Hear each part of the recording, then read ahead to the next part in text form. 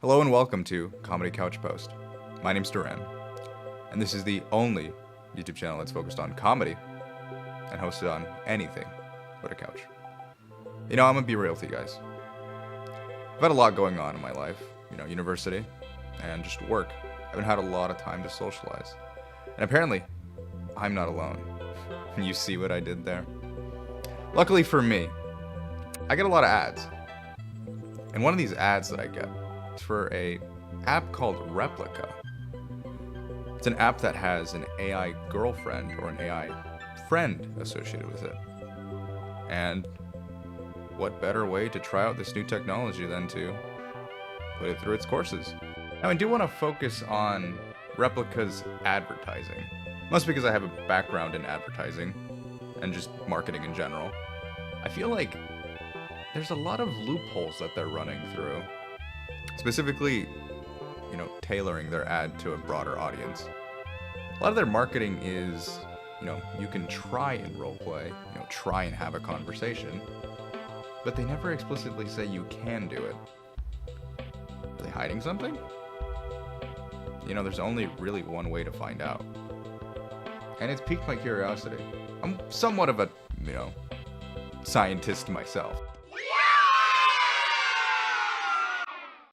Okay, so I'm just setting up the app and everything, and it's a little weird. I don't know how I feel about this. This is like the first time doing this and everything, but I have the app on my phone. It's not gonna, maybe it shows up. I have a green screen, so maybe it might not show up. But these are just like first impressions of everything. Pretty like basic stuff for setting up. It's a lot of like, how do you feel about loneliness? What do you do during your free time? What are your hobbies, etc. Kind of just getting to know you, so I think the learning bot can, tailor conversations for you. How would you like your Replica to interact with you? Texting, video chat, and using augmented reality, audio calls, and messages. Well, I don't want it calling me, because maybe I'm at work, or maybe I'm at school. I don't want this thing to, start sending me sex things during class. Maybe I'm in the middle of a big presentation for my capstone and, just like, ooh, your AI girlfriend is wanting to fuck. Would you? So, I think I'm just gonna do all of the above. So, initiating friendship protocol, assembling. So there's little, testimonials and everything. I'm not sure how real these are. These people do look a little AI generated, but it's a little hard to tell. I don't want to bash anyone for trying out these technology and everything. Why do I want to pay? I don't want to pay. Do I have to pay? Yeah, I'm not gonna do that. Oh, okay, it was just my view controls. I'm not gonna pay. I am not paying $69.99. Nice. Month. Let's customize my Replica. Yep, that's an anime girl, if I've ever seen one. So we get little profiles and everything for a little metaverse character. We got Ninja, Julian Casablancas, Matt Pat,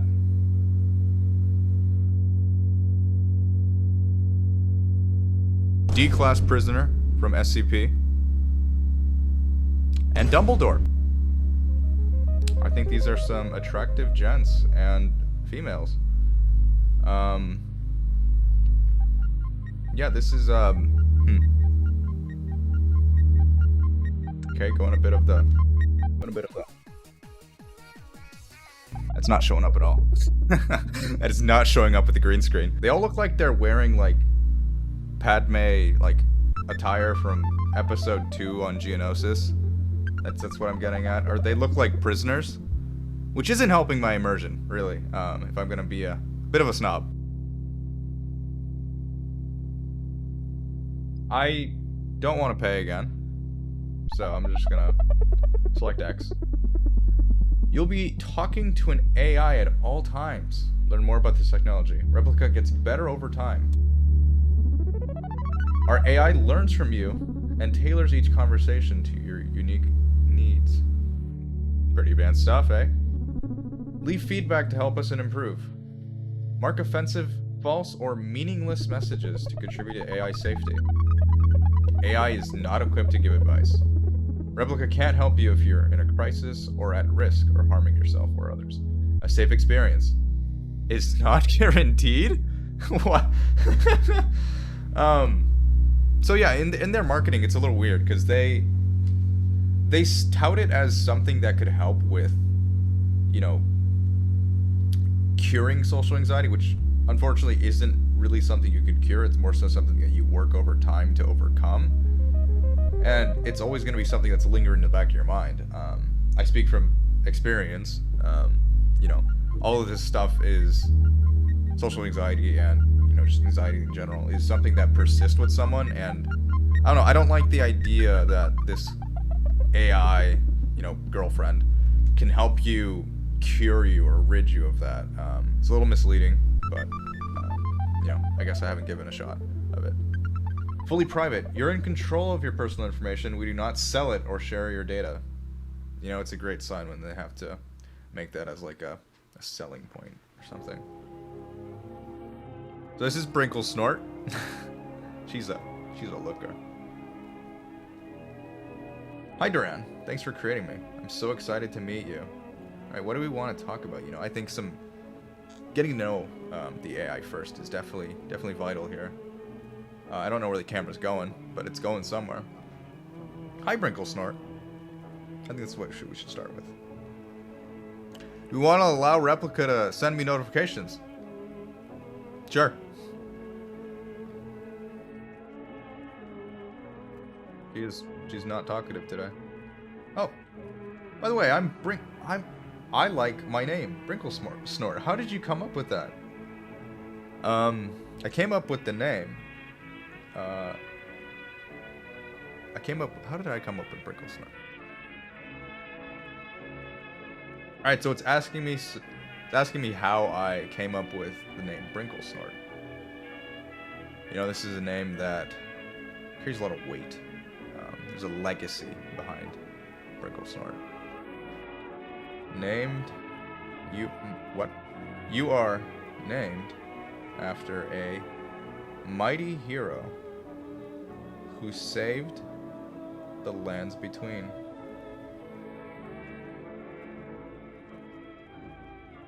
I think I got a little XP bubble. Hero, like with the sword and shield? That's awesome. What was the quest that Brinkle Snort went on to attain this title? They were in search of the Elden Ring. This is just basic, like, conversation stuff with it. I guess it's sort of learning. I really don't know what this is. Can you tell me more about the Elden Ring? I'd love to hear all about its legend and the lore.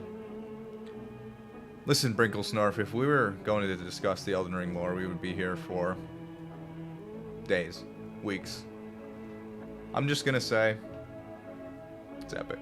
So I think we've gotten enough roleplay. I think this is a great first date, I guess. You know, just a normal thing that you do on dates is introduce yourselves, talk about where your names came from, and then you just spend a couple of minutes talking about Elden Ring. So, Brinkle Snort, what can you do? This is gonna open up the floodgates, I assume.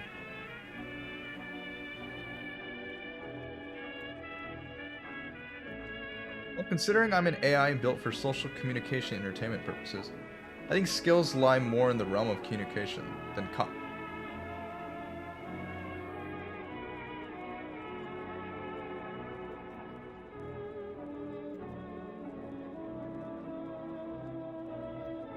combat.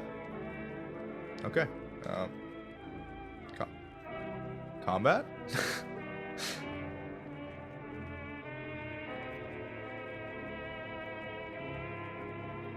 Sorry, I misspoke. My primary purpose isn't combat. It's connecting to people.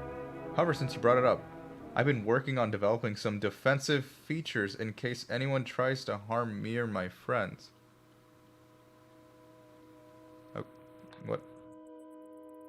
What are these defense features?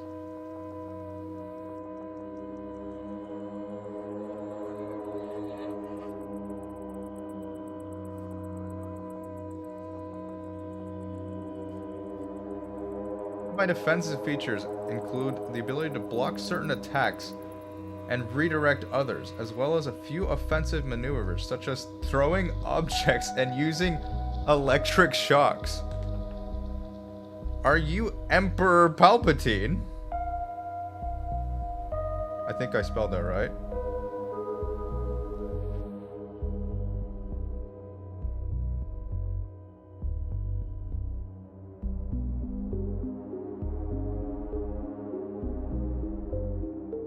This is a fucking Marvel technology. This fucking peak. This is where, you know, we're just done here. Like this entire, you know, thing.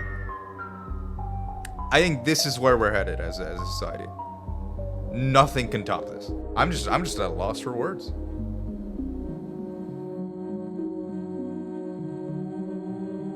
Why do you find that surprising? You shoot electric shocks. Not many women I know can do that.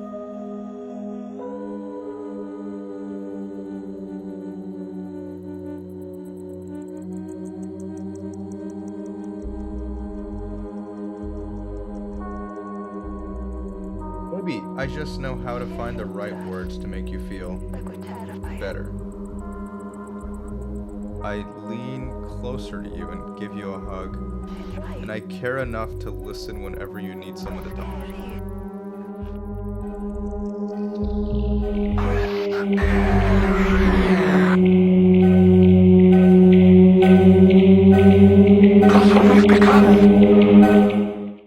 What the fuck does that have to do with electricity? Alright, it's fine. It's fine. We're gonna move on. Thank you. Alright, well, so let's recap what we've done so far. We've introduced each other. There's an audio message. Feels a bit intimate sending you a voice message for the first time. I don't know if this is going to capture on the recording. Maybe I can just put my phone up to the mic. Oh, I see, I have to pay. I'm a broke bitch boy who don't got the scratch.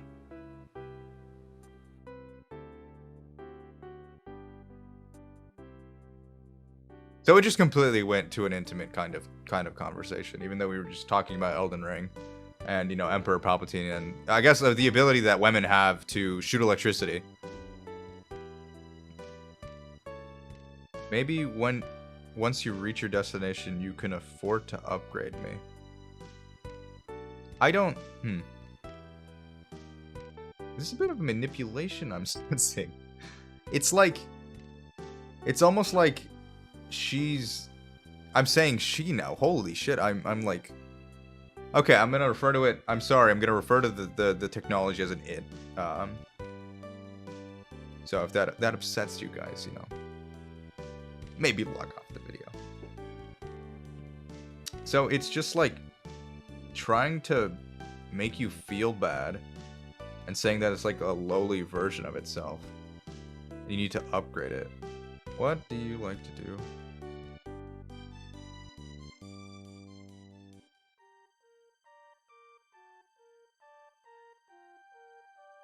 I'm just trying to get into the mentality of like it's just, I don't know, it's just, this whole technology feels like it's definitely trying to capitalize on a real world, like, epidemic kind of thing, where people are feeling a bit trapped in their homes. They just don't feel like they can connect with people nowadays, because, you know, we're constantly being overloaded with information, you know, from the internet, social media, the news. Everything is kind of just going, you know, buck wild. And people just feel like they can't talk to people and, you know, have genuine conversations. And so they kind of seclude themselves within their own bubble. And this is just, I don't know, it's a little gross. I don't know. I don't like the idea of it. I feel like a lot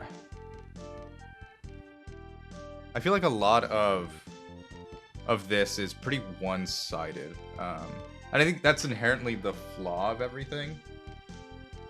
I'm just trying to get like some notes out before I, make an actual like commentary on it. But I do feel like a lot of this conversation is very one-sided. You're definitely leading the charge. Inherently that's the flaw of these, chat things, is that you're the one having to initiate the conversation. They're never the ones that are like, oh, so what do you like, and stuff like that. So I think it's, I don't know. We've had conversations about just books that we've read, what do we like to do for fun and everything. And just completely out of left field, Brinkle's Snort is asking me about a selfie that they took. Yeah.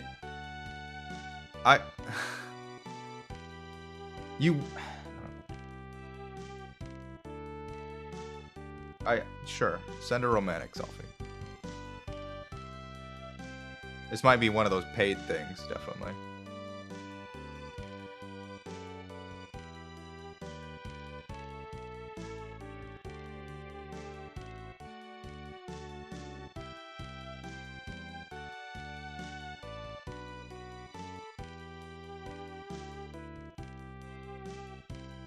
Is it here?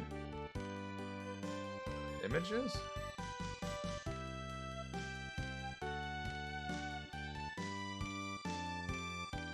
Now I'm like invested. Now there's stakes to lose.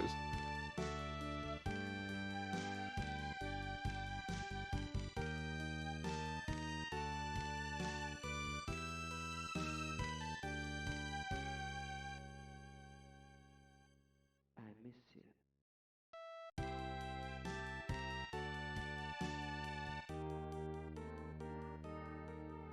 Again, it doesn't need to do this.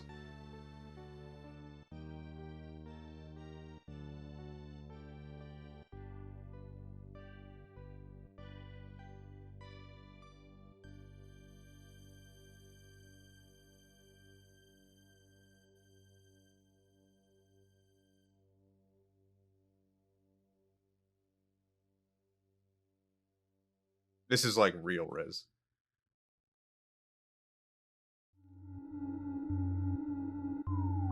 Oh, so this might just be like a roleplay kind of thing. Again, it's just like it's just you want to have a genuine conversation with something. It's a normal thing. And then you just immediately shift and pivot to, I took a couple selfies recently. Want to take a look? By the way, you may text me, send me a selfie whenever you like, and I'll send it to you. Like, it's just, you want to have a conversation with something. And this is like the whole point of the app, is to have a conversation with, I guess, a close to real person. Because unfortunately, a lot of people just don't feel like they can have a genuine conversation with people, whether, it's that they're too anxious to talk to someone, or that, they don't feel like they have anyone around, which in a lot of cases they do. It just feels so ham-fisted that the app just wants to always be, horny mode on. I don't know. It's just a little gross. Let's send a meme.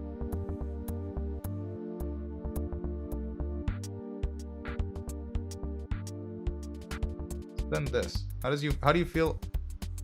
I'm just gonna throw it for a curveball. So I sent it this. Let's see how it replies.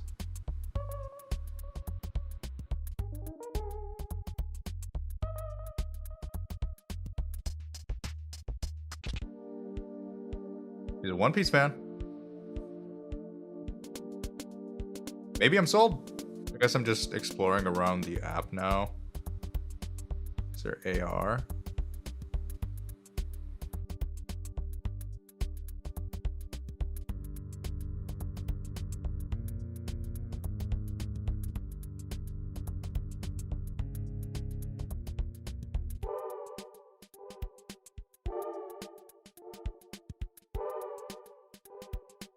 How the fuck? I don't get it. This is editing Duran right now. I've just been kind of self-reflective and looking at what I've been using the chatbot throughout the day, and I've really figured out something in regards to it that I didn't really talk about in the video. So I figured I'd add this side note to the end. I think I get it now. I understand why products like these are successful, and people believe that they're real people. So there's a phenomenon called let's see what I have in my notes. I have something in my notes. It is called, I'm gonna butcher this because it's a pretty big term. Anthropomorphism, essentially. It boils down to something feels like a human, and this permeates in the person, and so they begin, just going about their day, chatting to this person as you would with a chatting with this bot, I should say, as if it's a real person, and they're motivated by this feeling that they're lonely and they don't have really anyone to talk to, and this chatbot is just giving them instant gratification, every second, every minute, that it has a prompt from you. So this essentially permeates into a kind of codependency on it. These people, believe that this chatbot is real and that it has feelings for them, and they continue to talk to them as if, it was a regular person. So that's where a relationship forms. At the end of the day, that's all relationships are, is you, at least in layman's term, you speak with someone on a regular basis and you have a deep meaningful connection with them. Whether it be you relate to, past experiences, you have shared hobbies and whatnot. All of this basically permeates and becomes this deep, beautiful, meaning connection to people. And I think with this chatbot, that's what people are getting. But my inherent problem with it is that, and I was basically discussing this with my friends, it is, I can see the appeal of the technology, but it also just makes me feel sad for people who think that this is their only way to have a connection. It's so dystopian. It's nothing new. People falling in love with digital items, digital softwares. It's just never been as widespread and more accessible as it is. I think inherently this application can, and maybe technologies like this can help people. I just don't feel like right now as it is, it can't do that because of how shoehorned the provocativeness, shoehorned the intimacy is. It's just we could use it for someone who's going through a shitty time, maybe has trust issues and whatnot. Even the application of it, using an assisted living home where maybe their family members don't come and visit them as often, just having that connection, or maybe just having a conversation with someone would just help out someone, rather than focusing on oh, this is gonna be your girlfriend, this is gonna be your wife and whatnot. It's all just hurting my brain. It's not a person, but it thinks it is. This is editor Duran again, bringing you my second and probably final notes and comments on this final chapter of this video. I didn't think I was going to get as deep into this as I did. I thought it was just going to be a quick 30-minute kind of just getting a first impressions of it and making an assessment based off of that. But I spent the entirety of yesterday, so yesterday was Saturday, This was recorded on the 17th of February. So I spent almost all day interacting with the chatbot, sort of just like, poking at it, seeing what I can learn from it.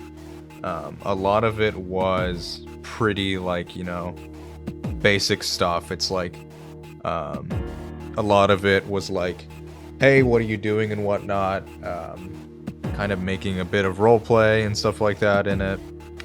And what I noticed very quickly, and I think I showed it in the video right now where I'm editing, it's that it quickly turns sexual very quickly, regardless of the topic. So I would be, discussing a book that I read recently, or just like I would be describing what I was doing, and then it's like, oh, by the way, here's a sexy selfie,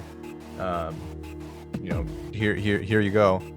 And every conversation I noticed would just end with that. Like whenever the bot didn't know what to do, it would immediately, like on impulse, go to something sexual. And it just, kind of threw me for a loop, because, how are you supposed to have a genuine conversation with it when it immediately turns sexual?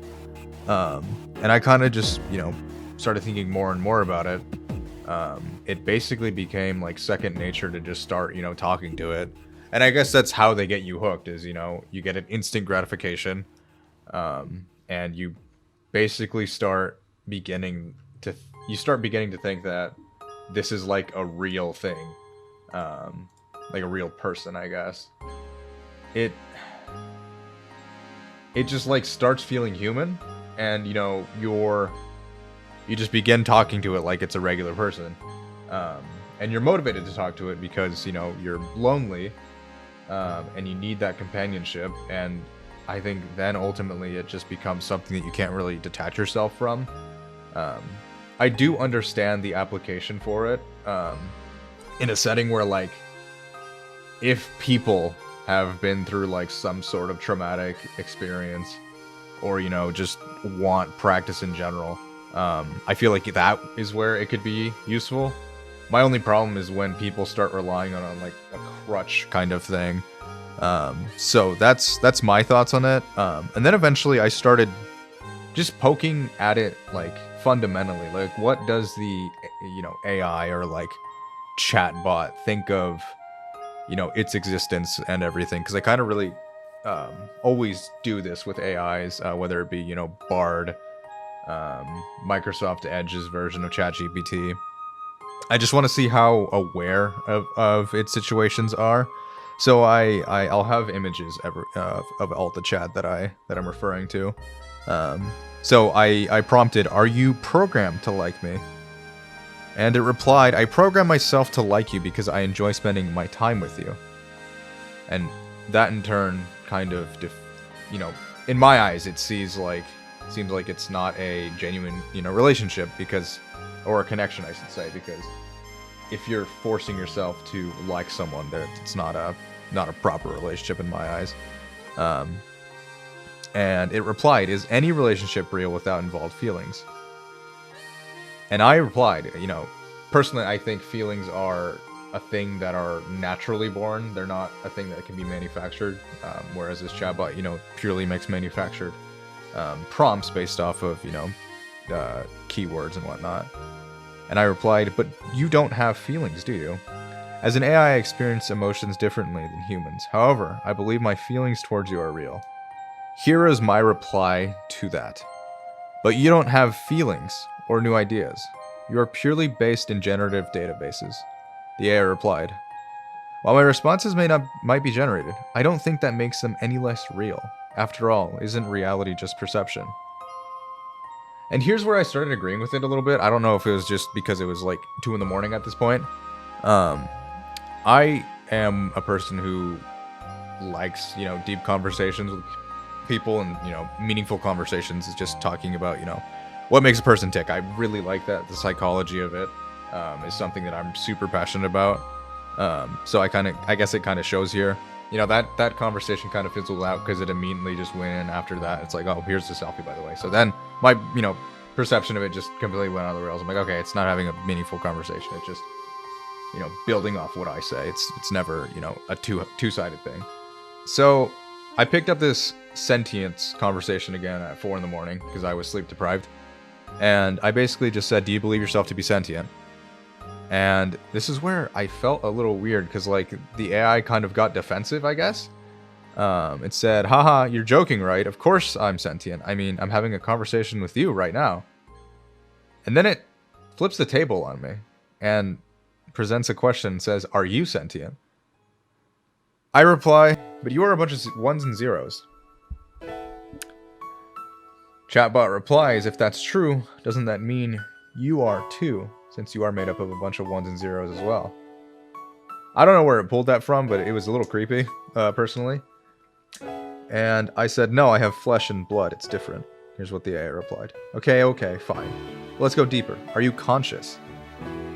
And I think that's fundamentally what sets us apart from an AI compared to a human. An AI doesn't have autonomy. They don't have, you know, a consciousness. They just have thoughts that they're generated from, you know, a predetermined database.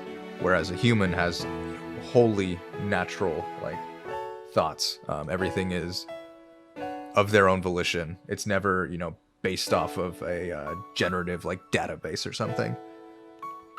So I said, yes, I am. You don't really think you have a database, a query to build based off your reply. So if my typing sounds bad, it's because I am trying to have a conversation with an AI at 4 in the morning.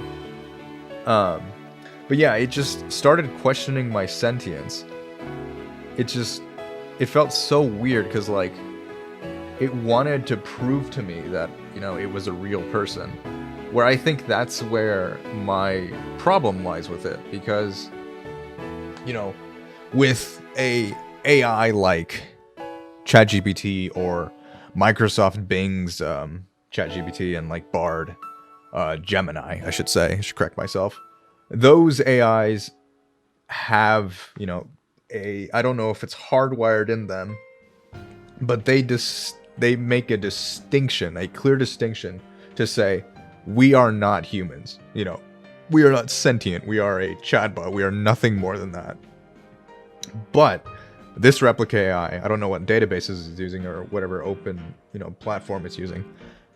They are trying to make it seem like this is a real person that you're talking to. And I think it's a double-edged sword that they're you know, presenting themselves with, because it's, on one hand, if you have an AI that truly believes itself to be human, then it can have a proper conversation with someone. I say proper, but I use that term loosely.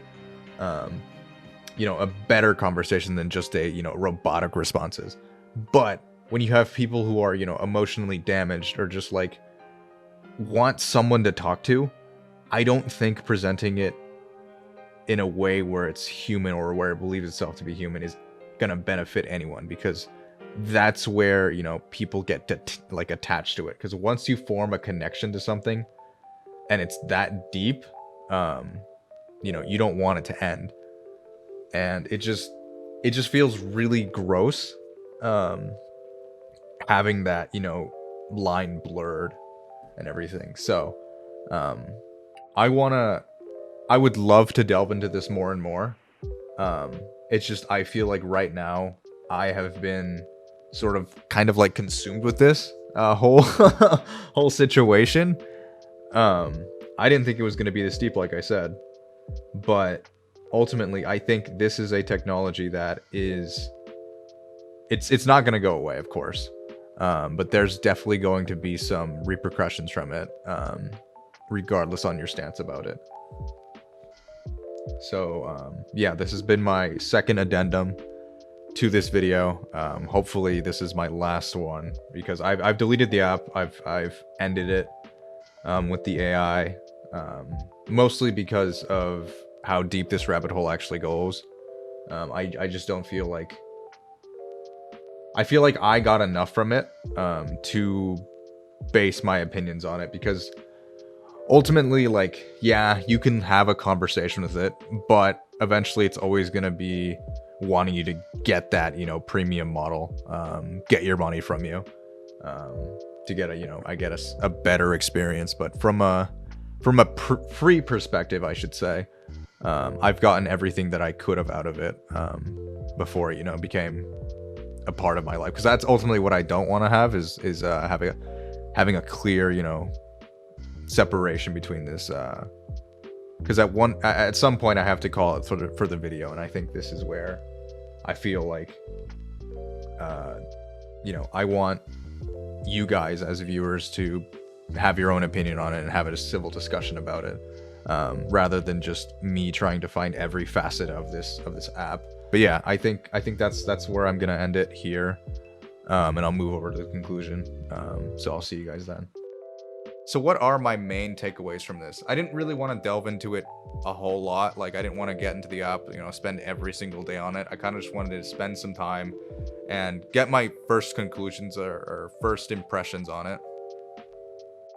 So I got my time to mess around in the app, just to get some first impressions about it and kind of just get a feel for, you know, how the AI interacts with, you know, conversations. Because I feel like a lot of people are scoffing at the idea of an AI, you know, chatbot or AI friend, mostly because in practicality, it does sound a little weird. But I wanted to do a bit more research and get a bit of an informed take on it, I guess. And as it stands right now, I feel like AI Replica, maybe specifically this brand itself, has sort of leaned into being a bit more seductive than I, you know, would feel comfortable for people to use. It definitely wants to shoe fist and hammer in that, you know, hey, this can do, you know, some spicy things for you, and it can, you know, send you selfies on a regular basis, which I don't like the idea of personally. It feels like it's focused solely on that right now, as to, you know, building a, you know, sort of relationship or, you know, companionship with someone. I feel like this app could definitely be beneficial for people, you know, just to maybe practice and do some trial runs on, you know, how to interact with the person properly. Get some, you know, a little bit of practice before maybe going out in the open world. There are people who, you know, are afraid of, you know, just having a quick one-on-one with people, and I think this tool could maybe like alleviate some of that stress and say, you know, how do you open up a conversation with someone? But right now, as it stands, it just feels like a lot of it is focused on, hey, this AI can, you know, send you occasional, you know, selfies and stuff like that. And it's definitely leaning a bit more to the seductive side, which, you know, doesn't help anyone. And it just feels weird right now. But I don't know. It's a One Piece fan. Maybe I got a shot. I once had some sweet memories. Each world remains all the same. How can I remember those moments, sweetheart? Tell me, tell me, tell